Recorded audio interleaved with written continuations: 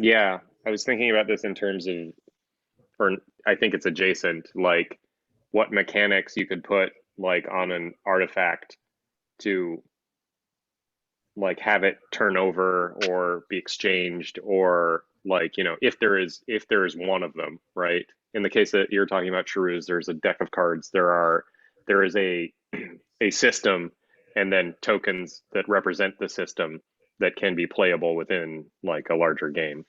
And if there's like a finite resource, there's one of one or something like this. You can obviously fractionalize it to share out ownership, but is there a way to like create a stewarding model where you get to play with it for a while, and then if there is, I don't know if this is just replicating like the Senate or Congress, like term limits or something, right? Um, yeah, some But it decay sounds like you're thing. passing things along though. Yeah, Yeah. so you Uh, there's a Well, handoff. that's Yeah, different because like the yeah, Senate and Congress, like that transition is usually like extraordinarily disruptive. Like when people leave office, they take with them staff, resources, and hmm. like the yeah, idea is the new person is coming in and they're like starting my turf basically. Transition teams. Yeah. Yeah, they so this literally is change like office setups and stuff because people want things differently, and it's different staff usually too, like top to yeah, bottom. so stewarding land is more what I'm thinking about, like Hmm. um you know, propping it up for, I mean, and this is, it was coming up because if we are building a land map or whatever, and then there is, some square that has, I don't know, like, then how do you give it over? How do you share it? Like, how do you develop it over time? Like, what is the ethos around these? And I don't know if that's what we're doing this time around, but this is the kind of thing that was coming up, that like there can be seasons of play and there can be exchange, and then Yeah, people are generally taking care of the thing that they have, right? Like as a gameplay dynamic, and there can be value in that, right? Like there could be some amount of that that is like uh purchasable on an open market to bring in resources and funds and this kind of thing. But then, there, like I was thinking about, like if you mint like 8,000 of these things, like 10 to 20% are held in common, so that Hmm. there's a fractionalized ownership amongst the people who have, 8,000 of them. And then, then you have to, this is a coordination setup for the future, right? I don't know what the, that's still putting an upper limit on it, but you could open it up to seasonal play where there's a new 8,000 minted once something is like reached or whatever. I don't know. This is, I'm trying to get It's my head around these dynamics, I guess. yeah. Somebody minted Xloot, which was, Mm, hey, on the original contract, there's token IDs 1 through 8,000. We're gonna do okay. token IDs 8,001 through Mm, 16,000 and hmm. do like another set basically. But again, Yeah. unofficial, just community run. People got in on that. We're excited about it. And then today I saw somebody do United Loot or something along those lines, where it was Mm, like a read-only contract that combined both of them. So now if you're a mm, developer and you want to like play with the set of 16,000 instead of 8,000, you point your yeah. thing at that contract instead. So even like some of these kinds of patterns are really fascinating just to see how people like expand Yeah. and then what gets adopted. That being said, we're still like very much we're stuck on like the first kind of step still. I think as a community, Hmm. there's so many Mm, forks that are just like, hey, what if instead of hearts and spades and clubs and I forget what yeah. the last one is. Yeah. What if we did like, different symbols? That doesn't really evolve the the game, that doesn't involve what like the thinking around it. It's just saying, Hmm. hey, this is easy to reimagine now that this first kind of yeah, version has been put out. So that's been a Yeah. bit of a frustration. It's just like we as builders, the point is to get to the next step. But there's now just like holding between people who want to like get in on some like money or attention quickly by forking something Yeah. quickly, and then people who are now holding these very expensive items uh and caring more about that than building on top of the game. Hmm. So there's these kind of like natural, it's hollowed out the factions. middle somewhat, where like Yeah, you'd want the people that have time to build and are interested in building, to Yeah. be able to succeed the most from it. Yep. Hmm.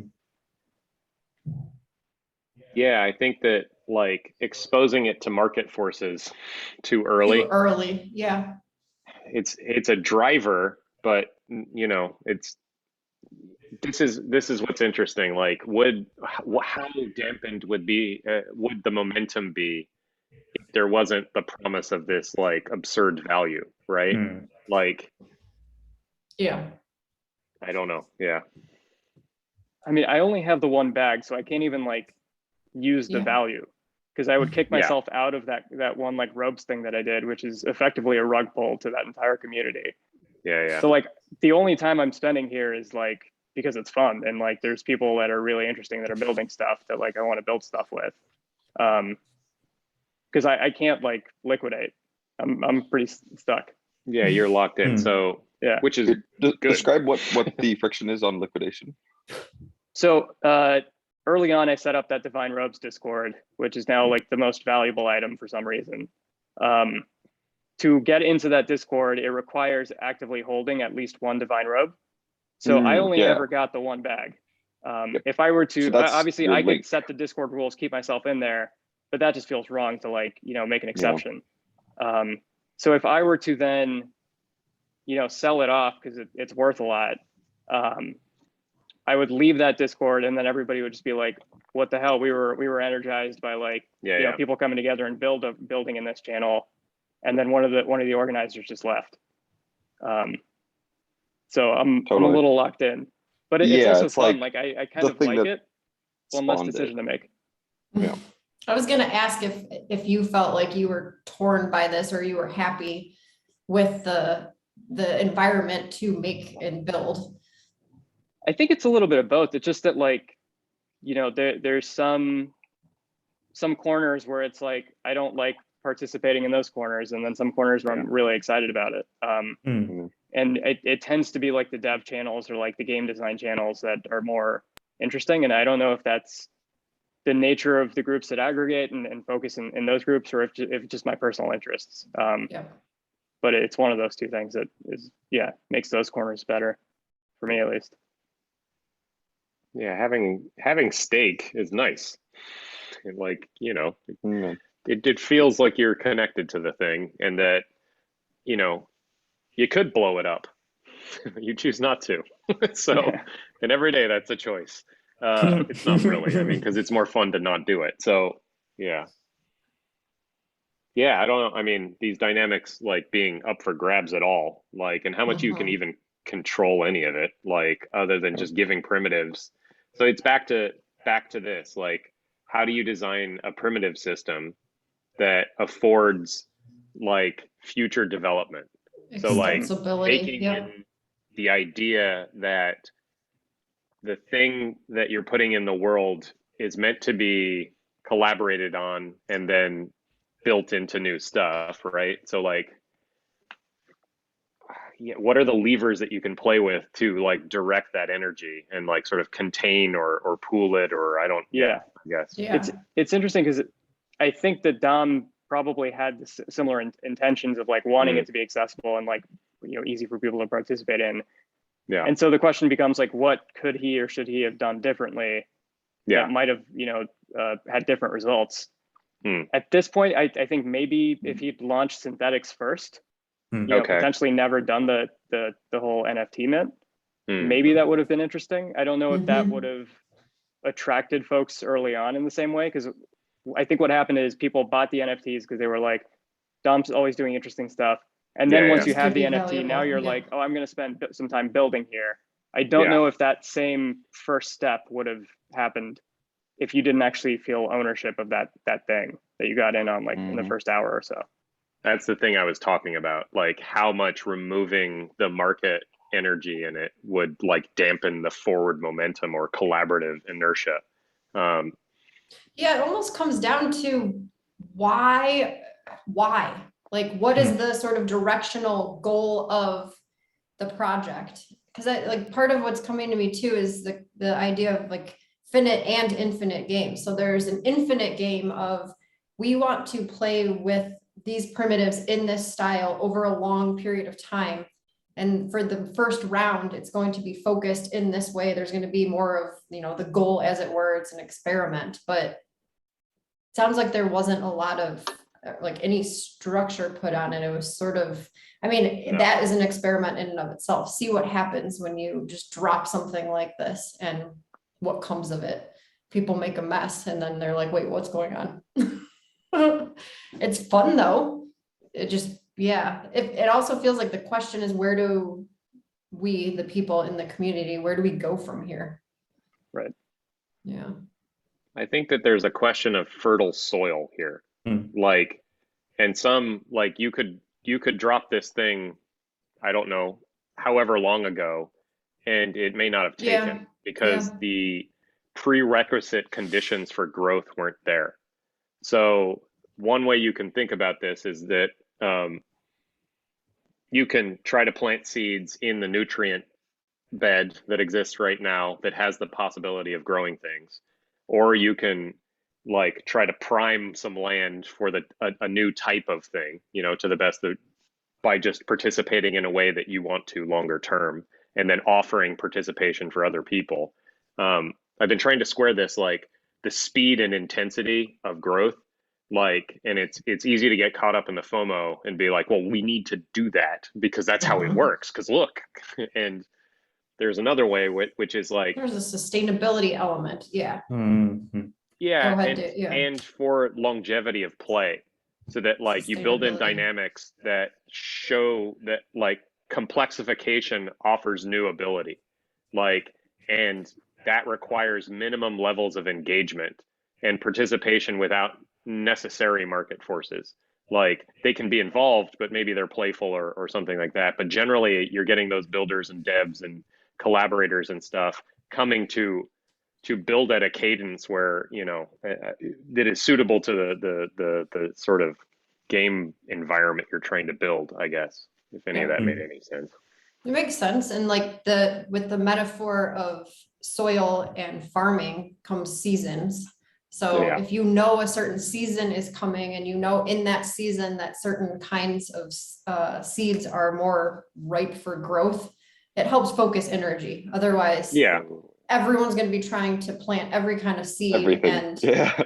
it's possible, it is possible that all of those things are able to grow, but then the question of longevity, did we just take over all of the nutrients in the soil and eat them all up and everyone gets burned out in the process and we grow these big things and what happens next season? There's also this question of like too much bounty at once rots, right? Like you want to somehow say that we the also spoils want of the food next year. Yeah.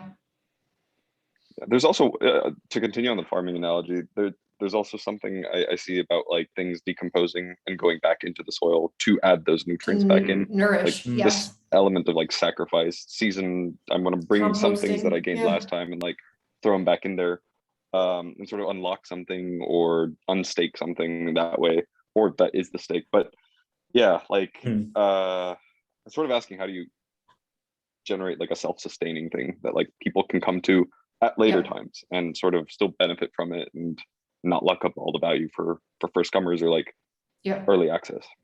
And there feels like there's game dynamics here that have to do with the value and then the exchangeability of that value for fiat money, that if it has to be clever, I guess, in order to have those things map onto each other. So program the game for sustainability, autopoiesis, so it can keep growing on its own, but then the money has to follow that somehow. I don't know. CJ, go ahead. Oh no, I don't. I was just agreeing. I think it just seems like very relevant, and I like just kind of trying to think about the game dynamics in a way that, you know, doesn't introduce like too much money too early, because it seems like that's kind of what happened, and that's why the VCs all of a sudden like kind of launch on the thing. Right. The coin that was shipped through the DAO also was just like insane. I don't know if you guys followed any of that, but No. so the idea was the DAO, that the whole multi-sig thing with those that happened really early on from people that were more experienced in DAO space, said, let's ship like, you know, an ERC-20 for this community and then airdrop it to everybody that has loot. With the intent being, you know, maybe people building can use that as the inner currency. So one other thing that was happening was people were starting to mint like forks where it was like, hey, pay us 0.005 ETH to like make your, loot for blank kind of thing. And that turned off a lot of people of like, why you just like copy pasted stuff, changed a little bit of text, and now you're like taking money from people. Seems against the spirit of the thing. So the suggestion was like, hey, instead of doing mint fees, if you want to like get paid for it, start accepting like 200 adventure gold or whatever coins, so that at least the money starts flowing within some kind of internal economy. Sure. So that was really interesting to see where like as the DAO stuff was getting planned, I didn't really have a sense of like what was going on. I knew people were experienced, but I couldn't see like what they were heading towards. It wasn't very clear from the way that they were discussing things. But then they airdropped that to everybody. So each bag of loot got 10,000, and it's now on every single like exchange. Like over the past couple of days, like every exchange has listed it, and it's now $4.21 per coin. Like it's just nuts. And from what I'm seeing, I mean, from what I'm seeing, nobody's really building using it. Which is like just like what is going on? So one of the things that's coming up for me now, Dave, I'm gonna ask you to help me. The concept of a town or a city and building the church first. We've talked about this before. So that mentality, what does the church symbolize? Because it feels like things got sort of out of balance with this one, where something else is leading that probably shouldn't be, like energetically, and it's not that it's not real, it's real, but I'm feeling into something here. Yeah, so there's probably somebody who understands monetary policy. Like I'm starting to get this a little, but like I need to do a lot more research. Like that DAO was acting like a state, and then they, created a currency, but like not really with populist buy-in necessarily. No. It's like building a bank. And like if it works, great. If it doesn't, the money will go into it because there's so much compressed value trying to get in already. So like they could, they just minted, tens of thousands of dollars for each person or whatever it is, and like they can so I don't know. So that, but what is the orienting intention for any of this, and like how is it dictated, and is it grown or manufactured, like all of these kinds of things. And so the concept of the like, I'm pulling this from like listening to talks from like Jordan Hall, and then some other like theologian, philosopher, civilization designer types, and generally like the metaphor of church first is just this is the type of place that we are, that we're here to found based on principles that are like beyond the founders and beyond the people who are there, but can adhere, that bind us. I mean, this is what religion does. So like how the community wants to relate to each other. How do we want to be together? And how that is enacted, what is celebrated, what is rituals, like what is contained, what is expressed, what is put aside, what all of these things, right? There's a bunch of levers in this stuff, but ultimately, like, what is the group of people in service to? And is that thing finite or infinite? If it is a finite thing, profit, then it is inherently insecure. Like it can fall apart at any point, because like if it gets like deflationary or inflationary in that sense, and there's a whole shitload, and then everyone's just like, why are we doing all of this? Like, because what you can always, the more thing does, so the tension can come out of it at any point. Anyways, there's all these like flaws in the sort of finite game model. So like trying to peg your community to something that is like has the potential for rediscovery and depth and like growth and all of these other things tends to make for stronger community. And there's lots of little games, finite games, that you can play with each other in that broader thing. So this is why you get it. This is why the surviving cities tend to have a church first, always. It's at the highest point in the like landscape, you know, everything Has is the best organized around views. it. Yep. Yeah. Mm. We We've have that now noticed too. It's commerce. Like this is where skyscrapers and then everything's around that. So that's the market version of that. Mm. we notice this a lot with the nomading because we walk a lot and we'll find like you'll feel into like where churches are and how they're located. And it's interesting, especially when you can find older Main Street kind of small town areas and there's churches on every corner and they're usually historic and you could see like dates and usually higher up, they've got a nice view. So it comes up in conversation a lot about, I know I sometimes visualize like what it was like in a space. There's not much else around, but people built a church as a place to congregate. Yeah. So I don't know what the lateral move in projects like this is. Like, Yeah. you know, like, you know, can you? Well, the question you had was, what is the group in service of? Like, what is it that feels alive and is drawing us to this and feels like we could be in service of and would be nice to share with other people? That's sort of the infinite view and directionally can, I think, help people orient, or at least whoever's coming up with or founding the church, founding the town, founding the game, whatever it is.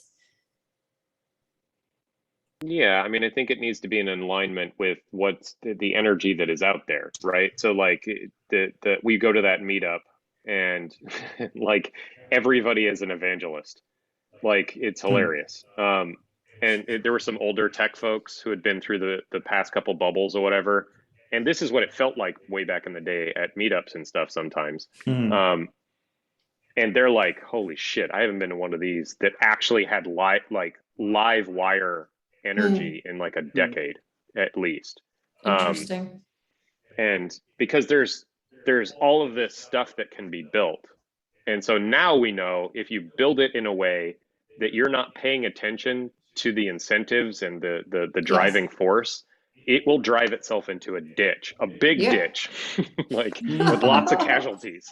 Everybody gets yanked into the ditch with it. It's like, so you can't make it perfectly safe, and you can't make it like, and it's you not can't to say cut off that all of the driving into the ditch isn't fun too, but for some people, like it's not necessarily like the worst thing ever, but if you do want something to continue, Yeah, I mean, well, if you think about it, like we are going to have to spend a lot of time in these places, and like because they're an inherent part of living now.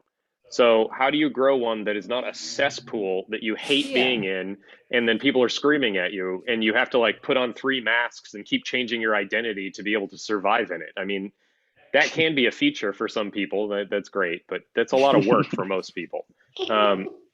So like, I think that part of this is having this mentality of like, we are coming together with the general principle that we want to like encourage playful exploration in an environment that affords growth and encourages the continuation of play as a part of the society that we're creating together. And that can only happen in peer-to-peer relationships. Right? Like in, you know, it's not consensual, like, you know, consensus in the sense that we all have to agree, but we all have to agree on the underlying principle of play. And there are some structures in that, I guess. And so that gives you a container, and then what is off limits and on limits is sort of discovered, right? Like, oh, that kind of thing is not the kind of thing that we do. And there is some mechanism to give voice to that, right? Like there is the possibility for voice giving within the community. And I think that part of the tooling that we're talking about doing is like, you know, like, so Kristen doing the prompt thing, like we all have we have a like embedded instinct in the group, but how does it talk, right? And like, do you need somebody to come in and give it voice for you? Like, we're the officials, we'll tell you what you think.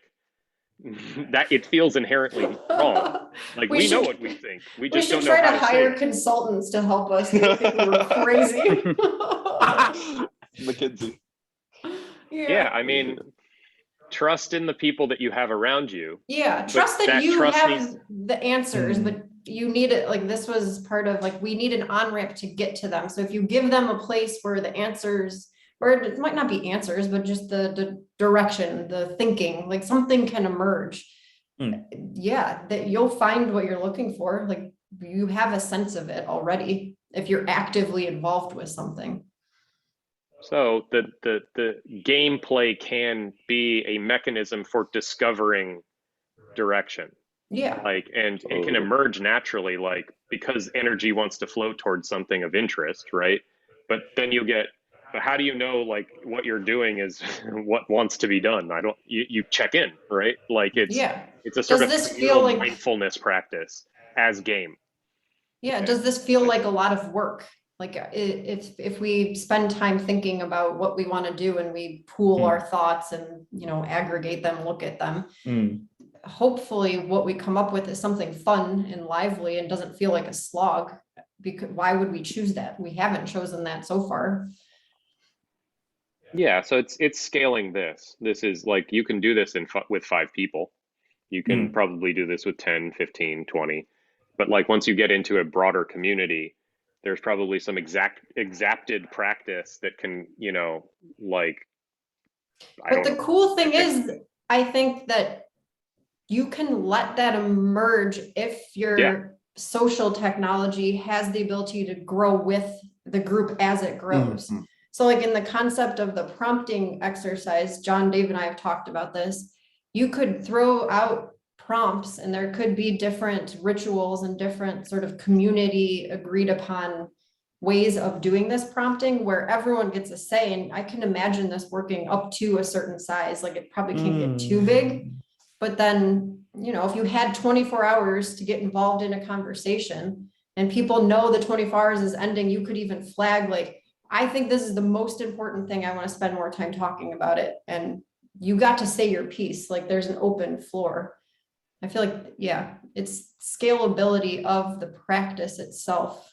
I think that, but not exactly what you need to do because we don't know what we need to do. And as we scale, I think the idea is if we can trust the members in a group, they can come up with the answer. And over and over and over again, it's the concept of personal transformation or collective transformation, because we don't know what's going to happen after this game or after this loot drop, because what is about to happen is something that no one has gone through before. We haven't done it as individuals. We haven't done it as a group. So we don't understand who we are going to be in relationship to the world because we're not that yet. And we can't predict it because we've never done it. So there is a weird trust thing to like, just throw yourself off the cliff. We'll figure out how to fly. That made me think of a potential like game mechanic or tension to add to Exquisite Land, which is if in Exquisite Corpse, you just look at whoever's next to you and then just, continue. Yeah. What if it required a handshake back or an approval for who your neighbor is going to be? Kind of for that kind of like scaled consensus. And then you get more of a density on like culture developing because it has to be a bi-directional kind of approval versus just like outward evolution in many directions that might never tie back in some way. That being said, it adds a friction of like, now you got to wait for whoever to go and approve it. Yeah, there's so many little dynamics here. Like we've started talking about them a little bit and immediately my brain starts thinking about other things. Like putting myself in the little box, I can see out of it and I'm like, okay, how does this work? How does that work? Yeah, I think that maybe we start playing with the like priming the ground here. Yeah. Like talk about the places where we can constrain the possibility space, and then like sort of run through what it feels like for these things, and maybe we get a couple core mechanics that we can build off of that will maybe shape this thing a little better. Yeah, so that one, like there's okay, one of the things that Chris and I were just talking about when we were walking to get food was because Shahruz, you and John have been talking about like the sort of on-ramping stuff, Yeah. like getting people like the accessibility from like a wallet standpoint. So I think one of the things that we can sort of decide is like, are we building this thing for a broad audience or for people who are already crypto pilled? Because Well put. Yeah, Yeah. that's been like formulating and yeah, exactly. Like how spreadable does this need to be? with Essentially. my part of how I make this decision is we should privilege making more of these, like to get and so if it is a lot of work to try to figure out the on-ramping thing, which if there's an obvious idea we want to test, I think great.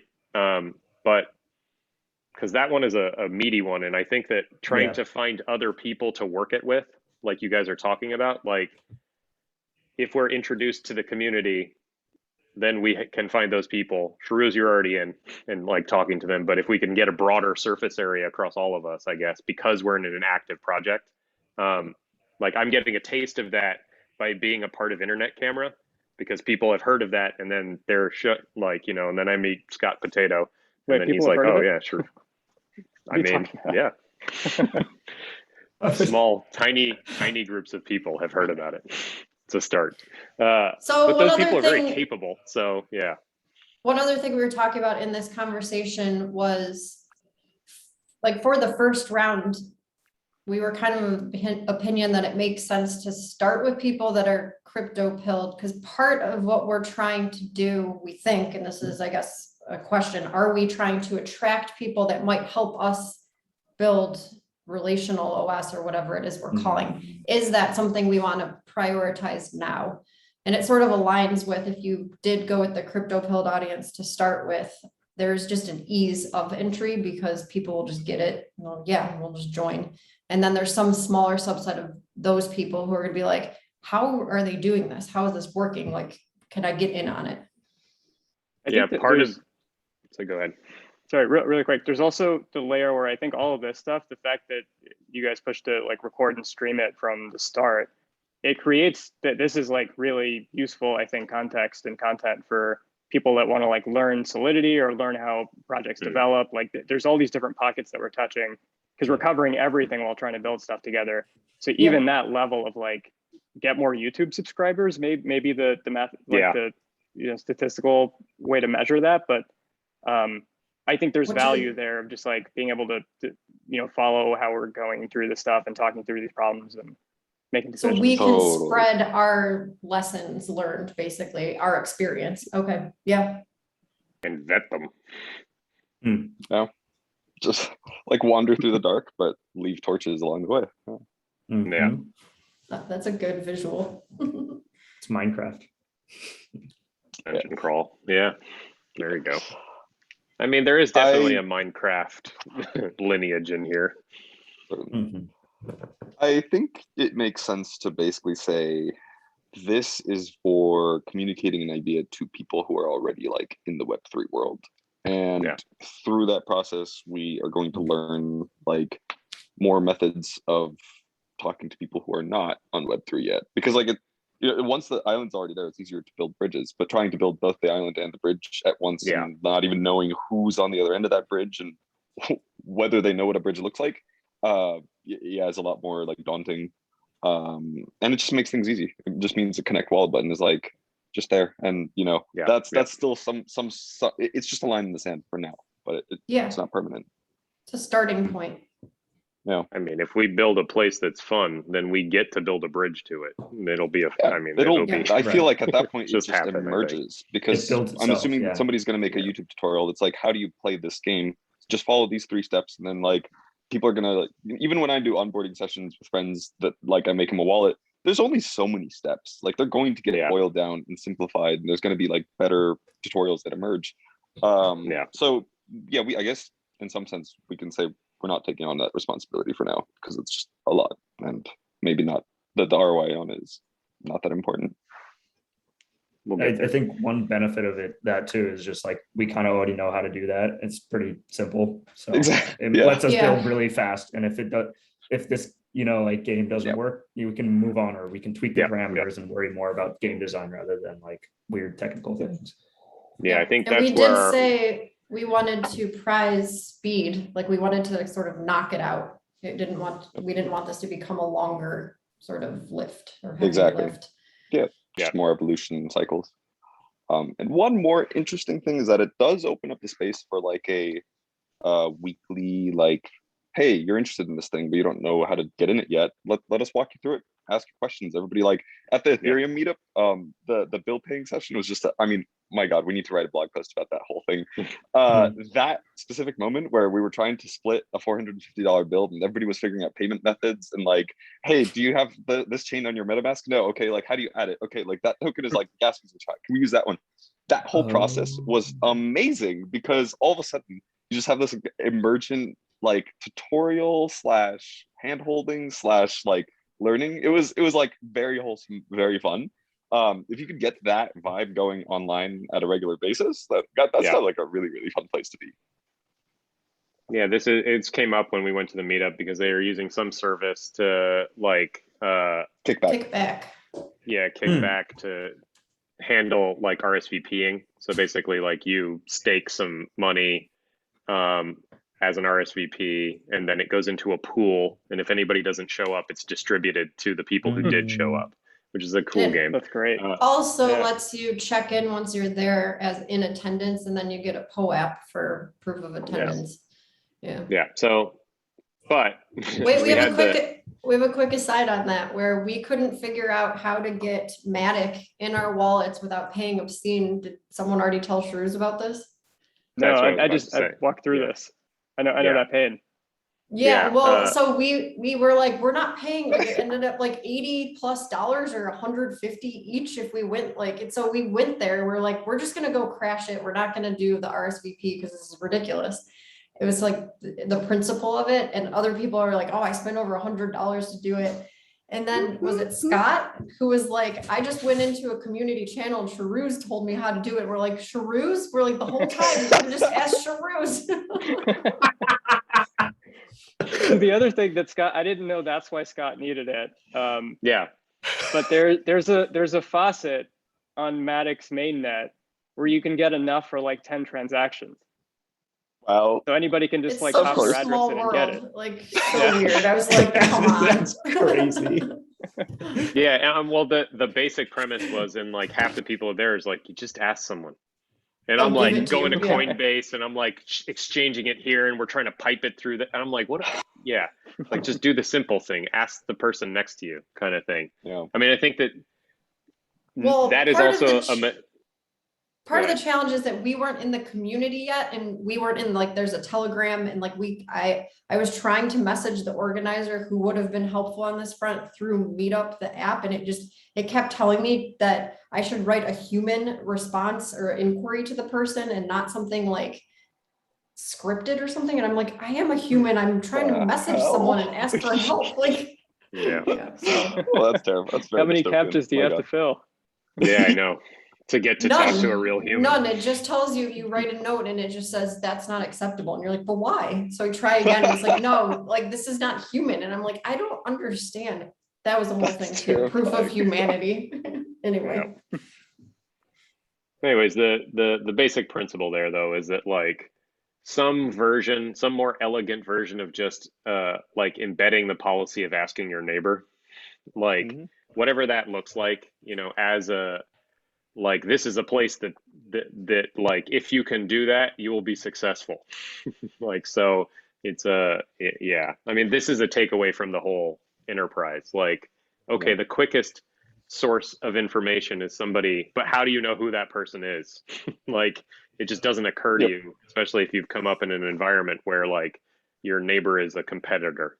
So there's unlearning that tendency is something that as a game mechanic might be nice, because it's in alignment with how the whole thing works. But that's anyways, Scott Potato just asks Shahruz and then everything's fine.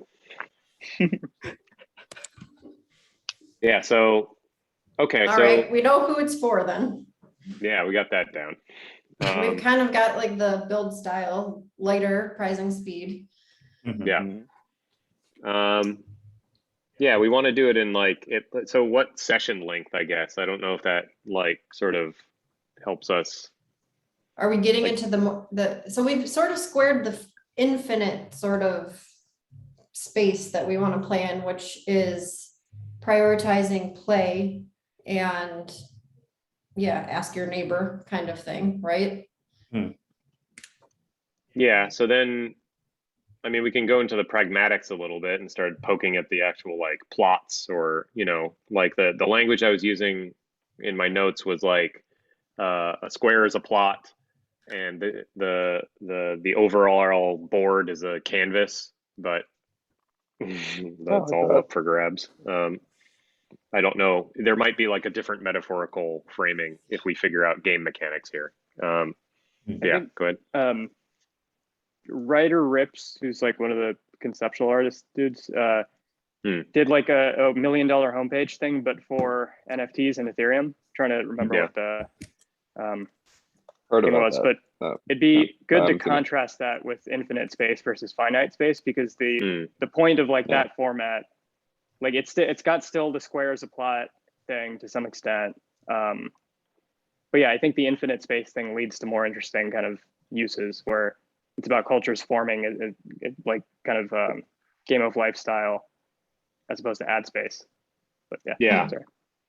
One potential hybrid of the two is kind of like spaces next to spaces. Like we hit the boundary, but then we can extend it. So there's like a soft boundary that is there, but then something is different about that next thing, whether it's the people who spawned it or whether it's the initial seed is different or the properties, or I don't know. But I do agree with getting away from like this totally fixed like 500 by 500 if you can make it in like tough. Yeah, like because in some way the thing that we're trying to communicate here is that model of constraint is sort of going away. Like you don't need to be the first, or you don't need to have like the you just have to have like something that you contribute to what's already there.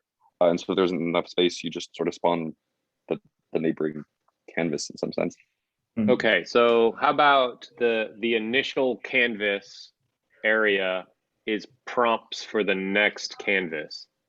And so early days, you get the opportunity to seed the memes for the next canvas. And that's fun. I mean, people can reuse your stuff potentially, or there's like, you know, stuff that we can build into or that gets built into the next round of play. And so I was thinking here that like, so there are a set number of initial plots, right? And those get plotted in relationship or not, or however within some space, some finite space that is navigable, right?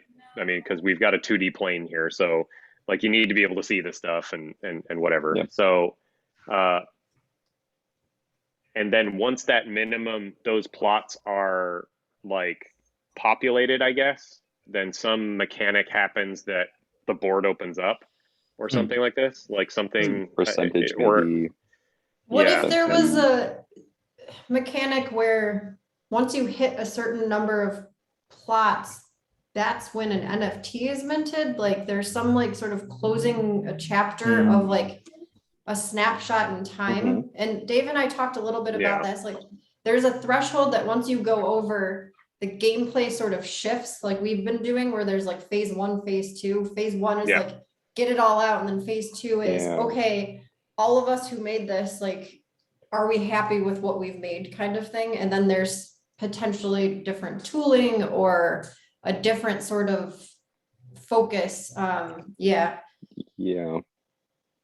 It becomes less of this one continuous like floosh and more like this thing that has starts and ends, and you kind of know where you are relative to that process and what's coming next and who's going to be a part of the next thing.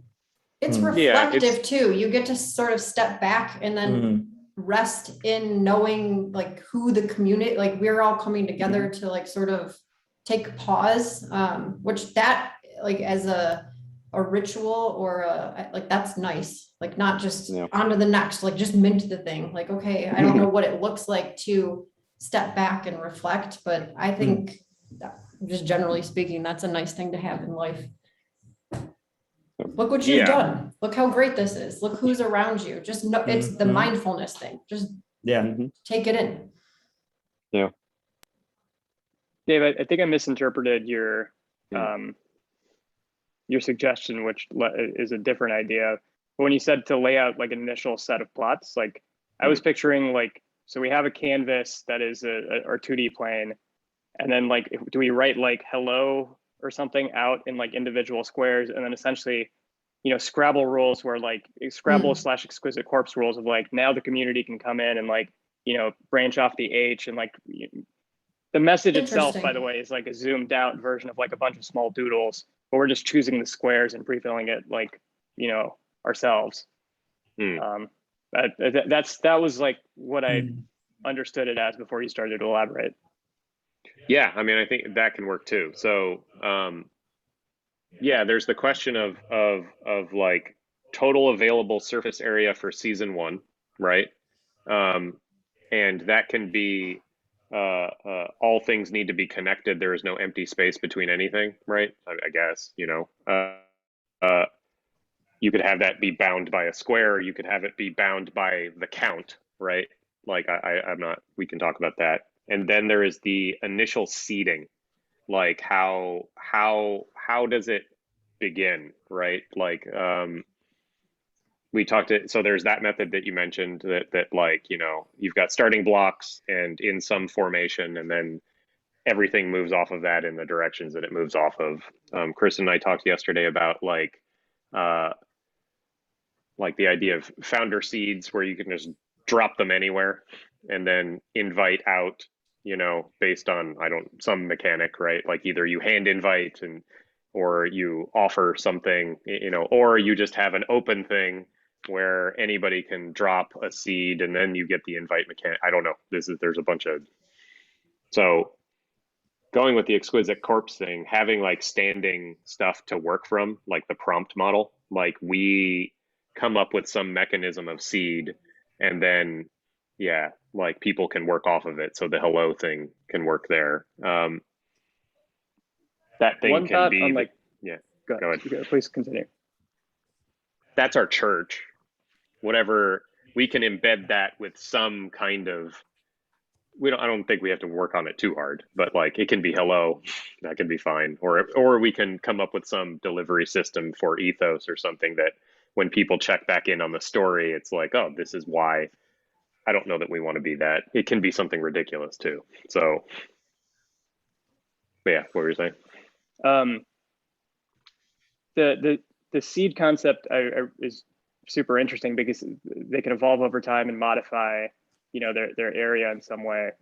So is a season a wipe of a canvas, or should it like now add new functionality to the plots, you know, marking some kind of evolution so that over time, you know, maybe people's things fade or get modified, or if we're just using SVG lines, we get a ton of like, you know, flexibility in how we update those, because it's just raw, like, you know, machine parsable data that we can really easily modify. So I don't know, like that could also mean getting in early is kind of more fun, because then you get to see your little plot evolve over time. Totally. And then I like the evolution of functionality too, because it's kind of fun. You kind of don't know what you're going to get. It's not predictable in that way.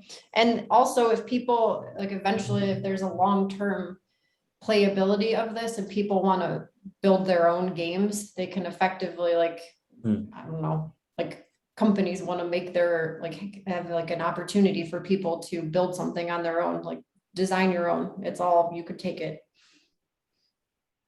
Yeah, I would say, so this comes back to the functionality of the initial plots, like what is available, right? Like, you know, I think we're talking about them being squares for now. Like we can always do like a hexagon or some crazy stuff in the future.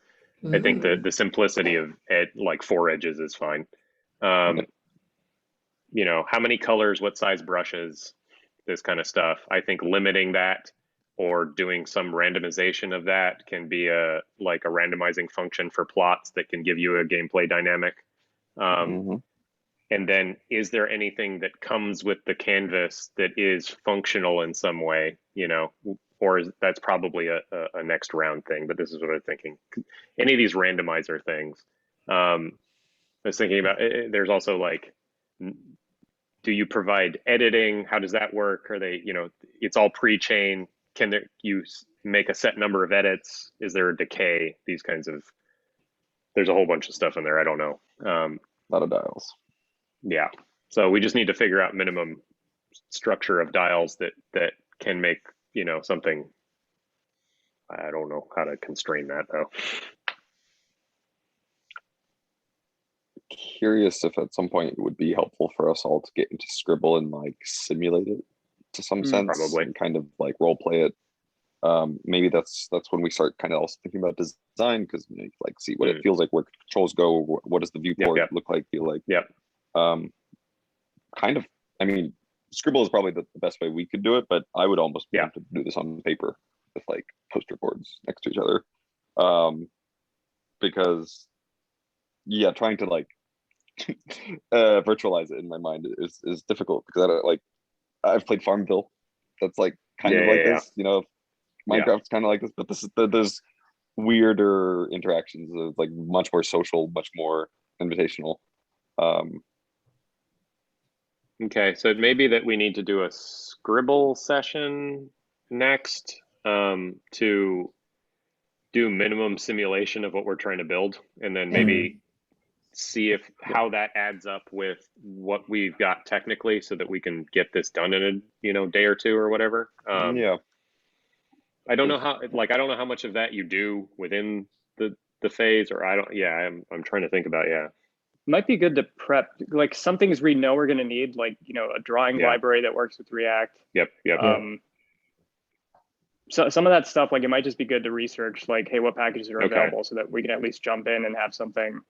Like I think get all the stuff that would be frustrating to do synchronously out of the way, so that we can just kind of like jam, and like bugs will still be frustrating, but it's fun to work through those together. But I think the research, doing that live, I think is a little different.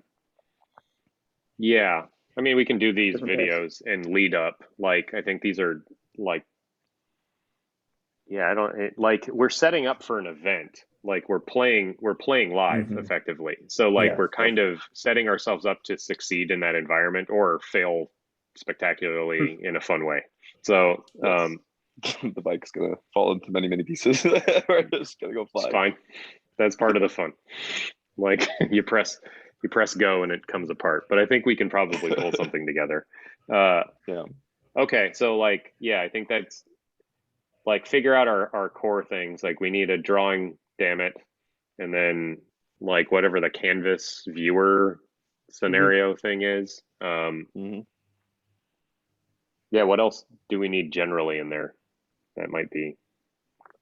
There's a little bit of flow, like connect wallet, basically screens, because I think no matter what the mechanics are, more or less the flow of getting into that screen will be consistent. And right now that seems like you go to the page, click connect wallet, and then you either get like dropped into a plot. This is where like I kept going back and forth around, like, do you invite first? Do you draw first? Do you reserve first? Do you like, and all of them make sense and are very, very doable. Like I don't think we're restricted at all in the flow of things. It's more about what behavior do you want to incentivize, or like even not even incentivize. It's more like there's frictions. There's going to be frictions. In what order do you want people to encounter them? But given that we've already go ahead. Yeah, just given that we've already said that, like we assume some level of crypto experience and Web3 familiarity, I think that does put the pressure off, because somebody's going to be like, oh, okay, I understand why I'm doing this. Like they're not going to be like, why, what is the goal? That, like, so if there's a couple steps that get things out of the way, I think most people will be willing to go through them, versus that huge like exponential drop off, where somebody's just like every friction is just an unknown to them. But it I think it's very related to what the social invitation flow is going to feel like. Yeah, I mean, I think that, so here, this may answer some of the, like what we need technically. So I'm thinking of edge as invite, like each square has, as many open edges as invites, right? And then those Yep. can be tokens or something that can be given out or sprayed to somebody. I mean, you could do a drop to people who have already done something else, I don't know. And then like, so yeah, so something like this, like there is a token thing that gets you in the door so that you can get your square or your Yep. plot. I don't know if there's a cap on that per wallet. We can figure that out. So like some mechanics there. I was curious, like maybe it can be kind of a recycled thing, whereas like if you invite someone, like you can't have another square until they put a square down, and then you get another Sure. token or something like that. Yeah. So I don't know if that makes any sense. of those combinations of invitation through token, like, so that I think that Yep. I don't know if that's how we're going to do this, but it maybe No, that whatever tech sounds is. Yeah. Okay. really, yeah, close to what I'm envisioning. I think I'm Got it. like maybe the programmer in me is like trying to get to the edge cases of literally like what happens when two people have the same tile that's next to them, and like who gets to invite to that one. Like what happens when there's like a circle of tiles, who like Great I'm question. just like I'm kind of like looping through all this, and I'm like do Got they it. serve Okay. yeah, it's more like I think the edge Yeah. invitation directional totally makes sense. I like that Okay. a lot. And CJ, your like recycling thing where like if you've invested in it and then somebody else has invested it due to your invitation, you're welcome back because you've like done that. I think I'm just kind of like What would we running a story here. call that whole like area? Because that's sort of like what Shahruz was saying.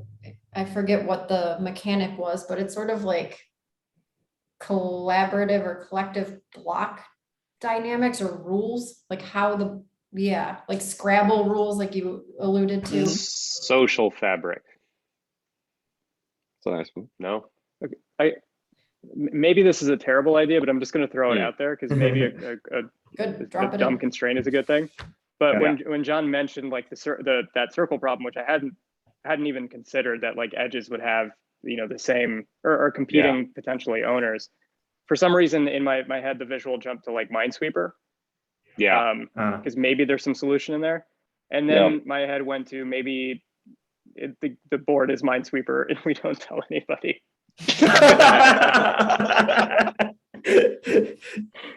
This came up yesterday, and I was thinking about like early games playing on like Windows 3.1, and I'm like, what did I play? Because like Spatato was talking about how like he was playing EverQuest at like 13 and like online and shit, and I'm like, I think I just played like Minesweeper and Doom. So anyways, I take that as a sign. Yeah. That I there's a lot of determinism in that, like not like gameplay determinism, but like file format structure determinism, that and it also like brings into questions of like maybe there are tiles that you uncover and they blow up. Like, and what happens is at the end of the season, it's like here. Yeah, here what it does is. that Like, this is what does happened. that mean? So it's like rules of block relationality and usage, which is horrible. It's not branded at all. we could make it. I think you keep your. I mean, it could be like, so if you use like a land, it's like an oil spill or a paint spill or something. And it just like Yeah, over it those might tiles, clear the right? canvas. Yeah. If it does the Minesweeper thing of like there are certain like bomb tiles or whatever that then eliminate a range, effectively there's escalation within the game at that point, where the first step is discovery of somebody is going to land on one of those tiles. It's going to change the game in a way that hadn't been changed in previous steps. And then the second phase becomes, okay, something happened, let's figure out what the rules are together. Yeah. And then they figure out what the rules are together through experimentation. And then the third step is, okay, now let's play this game and try to win it together. Whoa. Yeah. There's something there. I mean, it adds cool. a ton of complexity, but it's fun. Yeah. So, okay, the mechanic though, that you simple. get a surprise secondary mechanic, right? Like, I think that there is something to that, whether or not it's like explosive or, well, what if it was like, it could be something as simple as when you land on the mine, it just shuffles the whole board and you're just like, where the fuck did my tile go? And then you realize, oh, you can shuffle and then, but you can also go back, like, or you can shuffle, like it gives you a new tool maybe. But when New the color? one person finds the new Yeah. tool, when they unearth it, the whole board knows because everything gets like subjected to That's it. And then interesting. everyone's like, what just happened? And then they're Yeah. like, well, I I think, do prefer the pay it forward. Like now, a tile gets hit, and then there's a new tool unlock, yeah. and then there's the board Yeah. gets renewed in this sense, and then you can have a couple of those per season. That's interesting. Yeah, But you you don't can tell now. people Yeah. what happened. They have to figure it out. And then Yeah. that nudges people to work together. So people could be like, what? Like, I don't think get it would be it. all. I think it would be really interesting also to have like a collection of what tools could be unlocked, and the same kind of like randomization thing that is happening is like you have a board Yeah. seed, and then like you don't know where they're going to be or what tools Yeah. you're going to get. Really, Mhm. So this is Essentially. creative centric, and like Yeah. I think that there should be a destructive like mechanic somehow, but I think we should figure that out. Like destroying people's hard work. It depends on Yeah. whether or not we want it to be hard work or not. Like, so that could be a motivating factor to keep the thing moving, right? Rather than Yeah. don't over polish this because at any moment it might get it destroyed. could go away. Yeah. What if, so I like the shuffle idea because it's non-destructive in the sense that nobody's individual pieces go away, which like the Minesweeper thing, people could, not like that very much. A shuffle, if truly random, would be hard to reconfigure. What if there was some like rotation mechanics where like, depending on some mathematical whatever thing that's hard to figure out, things rotate, clockwise or counterclockwise on certain events. And so if something gets screwed up, now the game is how do we reverse this? What is the opposite, the thing that we need to do to undo that previous thing? Or then some people might be like, actually, no, instead of turning it clockwise 3 times, let's turn it counterclockwise once. And my strategy is to do it this way. I don't know, again, gets complicated, but I think the discovery element leading to new gameplay is super cool. I think that'll keep people really interested. Totally. A rotation of blocks. I hadn't thought about that at all. Yeah. And the ability that I guess this sort of necessitates or implies the fact that you can rotate your block somehow at some point, and you can swap with other, which I think we've talked about before. Yeah. You can swap positions, but like basically it's gamifying all of that into collective discovery. And CJ, when you mentioned the tools, I'm kind of envisioning like a sidebar of tools, and some of them are grayed out. Maybe it's just the outline of the tool, and you're just like, what is that like? It's like you're excited to unlock it, and you kind of it's like this progression thing where the more you get, maybe now you can decorate like vertices, or now you can draw like with less opacity, or and just but like it makes the whole board like interactable in a new dimension in some sense, but it's still the same board. Is there a multiplayer view on this thing? Like if your wallet's connected, you can see other people. Yeah. The party bid style stuff, that would be so cool to have. I think it feels essential because you're going to get watch parties for this 100%. Yeah. Like, we're just going to be chatting and like betting on, that seems like a whole gameplay element. Yeah, by itself. that article I linked in, I forget where, Inspiration External or something, that Julius Tarnge wrote about all of the multiplayer React stuff may have some hints there. So that could be a technical thing to look at. I think they're using room service for like makespace stuff. Kind of the fast way to get WebSockets and multiplayer stuff. Yeah, he's doing now a thing called Felt, I guess, which is like collaborative map building something, which is probably overlapping a lot with what we're talking about. That's interesting. People having little canvases that are connected, that they can't go over the boundaries. So there's these like connect them ups. Yeah. So John, I like like your. Go ahead. No, I liked your vertices idea of like there could be like quick events that happen at unexpected times of like, okay, somebody just filled in plot number 23, 42, and we pre-configured on the back end that when that plot gets filled, there's a 10-minute like, now the only thing you can color is like the space between the plots because we've just added a 1 pixel or something, and then maybe it goes away. Like the quick like flash events that also happen. It's just like Yep. You've become the master of the margins or something, and now you get full control. Or Yeah, you just have yeah. a nighttime version, and then there's only one color unlocked, and it inverses everything. Or, you know, there's all kinds of things with the canvas filters you could do. Yeah. Oh my god, this is so Infinite cool. possibilities. Quite literally, yes. Super fun. Yeah. We're basically talking about like a creative space of play with like unexpected events and logic and like multiplayer things being fascinating because of discovery that way. Yeah. That's good, because I was like always, I guess, in some of these earlier models that I was imagining this thing, it's like this plot that you have, and you're just not sure like how it's going to connect and what is the board, what like this gives people sort of a frame to you're here, but there's stuff going on around you, and like you can look at the zoomed out view and like the little mini map view and just follow along with like what's the chaos in your own board. And yeah, there's this, like a social presence to that sounds really, really engaging and fun. Okay, so if there's a season, like, and the season ends at some particular, like all the plots are filled in or X number of, so what about the ability to lock your plot? Like, so it hard codes it, and then people can build off of that at that point, right? And like that you get one lock, or maybe, you know, I don't know, a couple unlocks or something like this.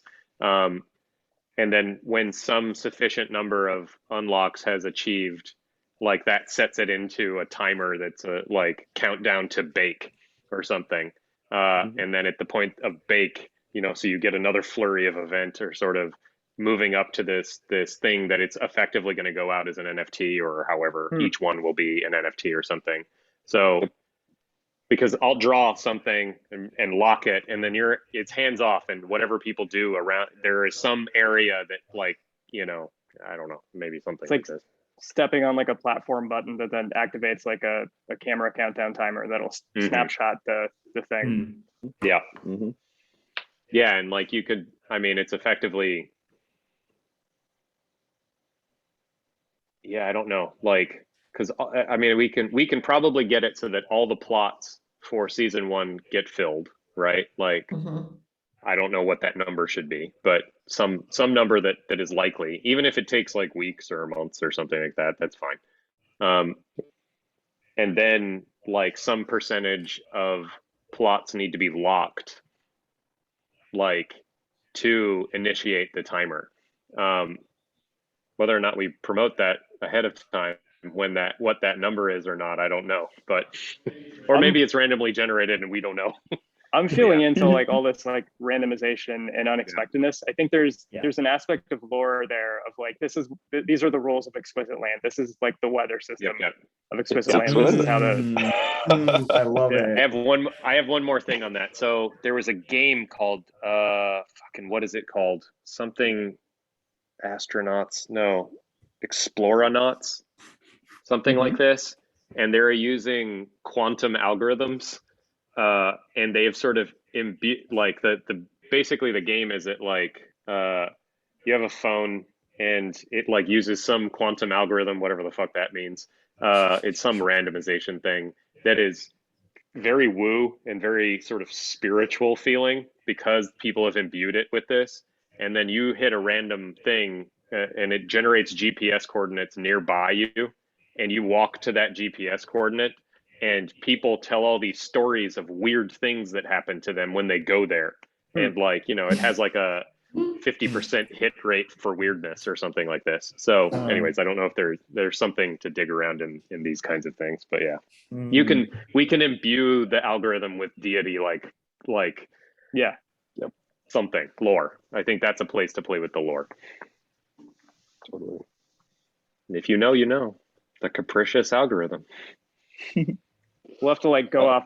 We can like configure the variables live on stream. We'll have to go offline to like, our environment keys are basically going to be like seeding randomization kind of stuff. I mean, that's the center of the temple, like the room that anything goes and nobody can see into. And I don't know, we can have like a little the people who want to build and who came along they can be in the room and be like, this is how it works. Don't ever tell anybody or do whatever. Yeah. All right, it's Just want almost to be mindful of 4:30. time. Yep. Yeah. What's next? This- Think we need another one of one. these. Yeah, With Yeah. doodles. with Doodle. Just think- yep. And the question too, I think should probably be explored there, if we want other people to come in and like help, like. Yep. Cause I know Dave talked to Scott and he was potentially down to like literally come over. Yeah, Oh, Um, wow. do the yeah. Portland house. Yeah, I was gonna say, like, when is this gonna happen too? Because like I'm also like, I Yeah, guess yeah. I'm coming up in a week and a half too, or whatever. We were thinking of actually having a in-person meetup in Portland when you were here. Buzzard People just seem down to Traveling hang Festival. out, yeah. That's sweet. so if you want to So- come up, Shahruz. Yeah, I mean, depending on when it is, this does sound very fun. So I will Nice. keep that open for sure. I mean, we may have to upgrade the internet connection at the house though. The best How's that the like Comcast can AT&T offer. reception up there? Because I can live off my hotspot pretty easily. Yeah, I think the 5G is all right. We can try. I don't know about AT&T.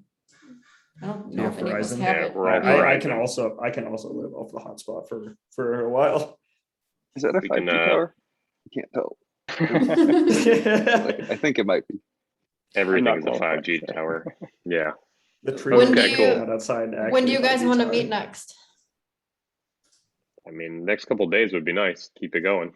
Yeah, Yeah. I think so as Sunday well. night? Sunday sounds good to me. Maybe like a very Or Sunday. chill, like just drawing, kind of scribbling. Does that work, CJ, or no? I let me check. It might not work for me. I think we might be having like people over at our house and like a dinner party thing, or just like it's just gonna be like people over all afternoon on Sunday, I think, but I'm not sure. Saturday works too. People everywhere. Yeah, Saturday works. Saturday then. Good. No time to cool down. Keep it going. Yep.